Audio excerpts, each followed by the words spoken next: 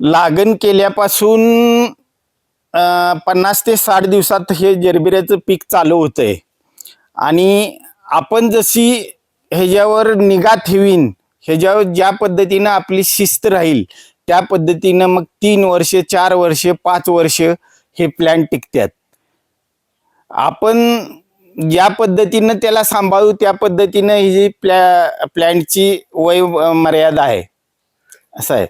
एकेकांचं वर्ष 2 वर्षात सुद्धा ते प्लॅन्ट खराब होत्यात. पण आम्ही आतापर्यंत करत आलोय 5-6 वर्ष आपले प्लॅन्ट टिकलेले आहेत.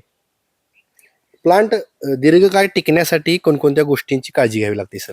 नाही त्याला आळवणी, परत आठवड्यातून 2-3 वेळा स्प्रे घ्यावे लागतात. आणि कुठला रोग आलाय कुठला नाही आलाय पूर्णपणे आपण ह्या शेतात फिरल्याशिवाय ते आपल्याला लक्षात येत नाही. पूर्ण गड्या माणसावर अवलंबून राहून शेती करून आता चालत नाही. पूर्ण झाड आपण बघायला लागते.